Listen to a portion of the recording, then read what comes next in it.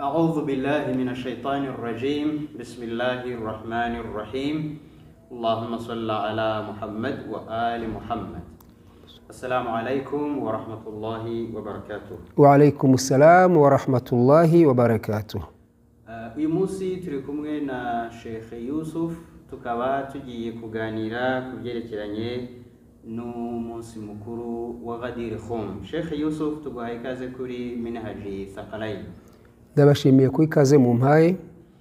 Twihuse Sheikh, ni kihe kintu cy'ingenzi cyabaye kuri uyu munsi wa Ghadir Khoum? Bese muri make kuki umunsi wa Ghadir Khoum ari umunsi ukomeye mu idini ya Islam? Mbanje kubashimira ku mwanya mu mpaye, ariko mbere na mbere katumaze dushimira Imana Allah subhanahu wa ta'ala, dusabire amahoro n'imigisha y'intumwa y'Imana Muhammadin sallallahu alayhi wa alihi wa sallam n'umuryango wayo muziranenge. Ba'da billahi minash shaitani la'inir rajim. Bismillahir rahmanir rahim. Alhamdulillahi rabbil alamin wa bihi nasta'in. Wassalatu wassalamu ala al-mab'uthi rahmatan lil alamin. Nasiril madhlumin wa habibil masakin bil qasim Muhammad. اللهم صل وسلم وبارك على سيدنا محمد وآل محمد. ربي اشرح لي صدري ويسر لي أمري واحلل عقدة من لساني يفقهوا قولي. nyuma yo gushimira Imana rero ndongera kubashimira ku ikaze mu mpaye, nanashimira ikibazo mumbajije kubera ko ni ikibazo cy'ingenzi. Murambaza ikintu cy'ingenzi cyabaye ku munsi nk'uyu nguyu wa Ghadir. No kuvuga ngo iyo turebye umunsi wa Ghadir, ikintu cy'ingenzi cyabaye nuko intumwa y'Imana Muhammad sallallahu alayhi wa alihi wasallam ari wo munsi ukomeye, umunsi w'icyitegererezo, umunsi idini w'islamu yuzuye, kuko nibwo intumwa y'Imana Muhammad sallallahu alayhi wa alihi wasallam yimitse Imamu Ali, imuha inkoni y'ubuyobozi kugira ngo ashobore kuyobora imbaga y'abayisilamu. Ngo hari kuwa kane ku itariki ya 18 z'ukwezi kwa Dhulhijja, ngo hari ku manywa izuba rikambye, nibwo intumwa y'Imana Muhammad sallallahu alayhi wa alihi wasallam ivuye i Maka muri hijja yiswe hijjatul wada, hijja yo gusezera, asubira i Madina.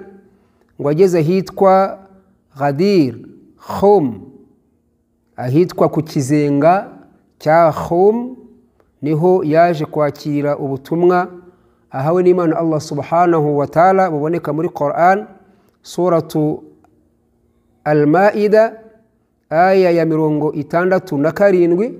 Numwe Imana Muhammadin sallallahu alayhi wa sallam ngo ari kumwe n'abasahaba benshi, abasahaba ngo basaga ibihumbi 140, nibwo yakirero ubu butumwa buboneka muri iyo sura, aho Imana subhanahu wa ta'ala yohereje Jibril alayhi salatu wassalam imubwira iti genda ubwire Muhammadin sallallahu alayhi wa sallam aya magambo akurikira.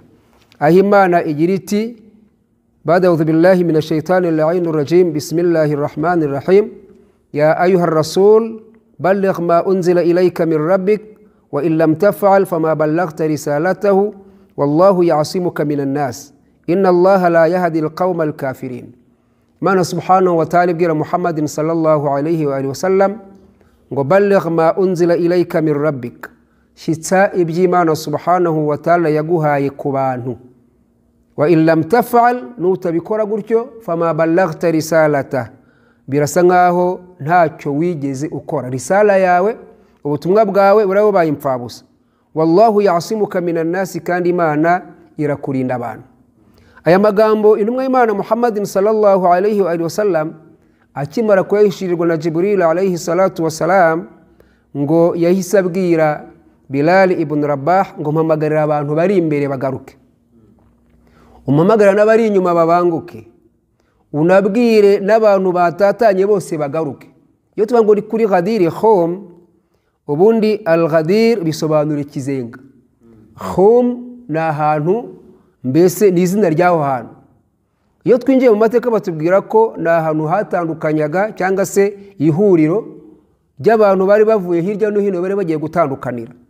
Umwe Imana Muhammadin sallallahu alayhi wa sallam muri ya hijjatul wada yo gusezera, n'abantu benshi bamwe bagiye kwerekeza Sham, abandi bagiye kwerekeza Habashi, abandi bagiye gusubira i Madina, n'abandi bagiye kujya hirya no hino.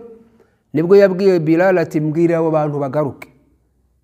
Arabahamagara bose baraza, bamaze kuza bateranira ahantu hamwe. Turabwirwa ngo hari kuwa kane, izuba rikambye, izuba ryinshi cyane.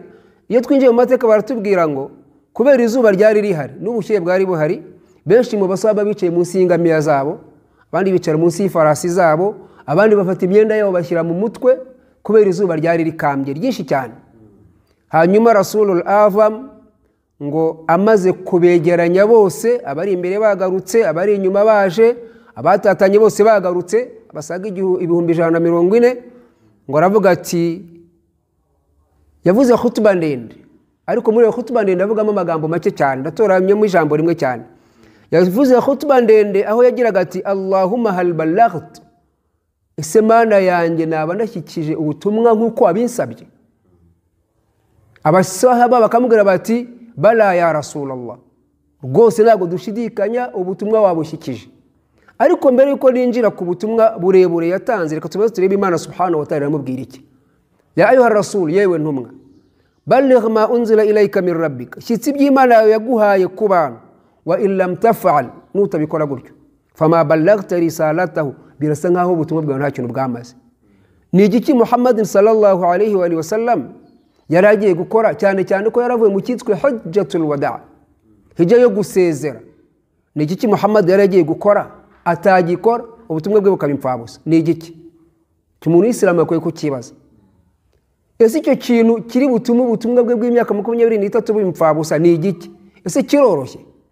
Ni ikintu gisanzwe cyatumye abwira abasahaba bari imbere ngo mugaruka, bari inyuma ngo mugaruka, bagere mwese mwegerane, akabicaza ku zuba riremereye, izuba rityaye, ngo bamwubakiye podium, bamwubakiye ahantu hegutse, ajyayo arahahagarara, cyangwa se ajya hejuru y'ingamiya, abandi niko bavuga, cyangwa hejuru y'ifarasi niko bavuga. Arangije Muhammadin sallallahu alayhi wa sallam ngo afata Ali ibn Abi Talib, akavuga aravuga ati man kuntu maulahu fahadha Ali maulahu, wo nari imbereye umuyobozi, wo nari imbereye umuyobozi, uyu Ali ibn Abi Talib ni umuyobozi we. Allahumma wali man wallahu, Mana yanjye uzakunde uzamukunda, Mana yanjye uzakunde uzamukunda, wa'ada man adaw, kandi uzanga uzamwanga, umwanzi we nawe azaba umwanzi wawe, wansuru man nasarahu, uzatabara uzamutabara, wakhdhul man khadhalahu, uzatererana uzamutererana, yani uzamutererana utazamwitaho nawe nyagasani ntuzamwiteho. Wa adra al-haqqa ma'ahu haythu ma darahu, kandi ukuri uzakuzengurutse, kumuzengurutse hazaba ari hose. Allahumma hal ballaghtu, ese Mana nyagasani ubutumwa wampaye nawushyikije kuri bene bwo? Aya niyo magambo Muhammadin sallallahu alayhi wa sallam yabwiye Ali ibn Abi Talib. Akimara kumubwira aya magambo rero, abayisilamu barimo Abubakar ku isonga, barimo Umar ku isonga, n'abandi baraje bati bakhin ya ibn Abi Talib.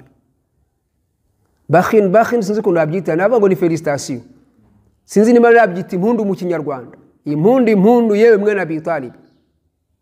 Asbahta wa amsayta maula kulli mu'minin wa mu'minatin, kuva mu gitondo, kuva uyu munsi. Iyo bavuga ngo asbahta ntabwo ari mu gitondo nk'iki, nuvuga ngo kuva kakanya, wa amsayta no kugeza ibihe byose, maula kulli mu'minin wa mu'minatin, ubaye umuyobozi ku mwemera w'umugore n'umwemera w'umugabo. Bamuhaye baya, bamuhaye akaboko, baramushimiye. Ngo abagore nabo babigenje batyo, bagafata muri cya kizenga, bafata mu mazi Ali ibn Abi Talib, nawe ashyiramo ikiganza cye. Iyi mvugo rero wenda ndimo nihuta, navuga ngo ni imvugo ihuriweho n'abayisilamu bose, yaba abashiya yaba abasuni. Hano bavuga ngo itafaka ulama usunni wa shia, abamenyi b'abasuni bose, abamenyi b'abashiya bose, iyi riwaya bayemera batya, iyi riwaya bayivuga batya. Wenda biragaruka ku kibazo kibaza ngo nubwo bayivuga batya bayisobanura bate? Kubera ko iyi nkuru, iyi tariki, uku kwezi, uyu mwaka wa 10 hijiriya byabayeho abayisilamu bose ku mpande zose. Iyi nkuru bayigarukaho, iyi nkuru barayivuga, iyi nkuru barayemera. Wenda ikibazo kiza ngo ese nubwo bayemera bate, bayifata bate, bayisobanukirwa bate? Ko abashiya bayivuga, abasuni bakayivuga, iyi nkuru bayifata bate? Reka wenda ngaruka kuri iyi aya nanayisorezaho Imana iti wallahu ya'simuka minan nas, kandi Imana iragira gute? Irakurinda abantu. Bivuga ngo ni igikorwa Muhammadin sallallahu alaihi wa sallam agiye gukora kigatera ipfunwa abantu, kigatera ikibazo abantu, ku buryo byanamuviramo kuba yahungabana. Niyo mpamvu Imana ivuga ngo wallahu ya'simuka minan nas, ntugire ikibazo, Imana irakurinda abantu. Abantu nta kintu bagutwara, Imana iramuhagarikiye, Imana iramutabara, Imana iri kumwe nawe. Iki nicyo kintu cyabereye Ghadir Khum, Muhammadin sallallahu alaihi wa sallam atangariza abayisilamu ugomba kuba umuyobozi nyuma y'intumwa y'Imana Muhammad sallallahu alaihi wa sallam.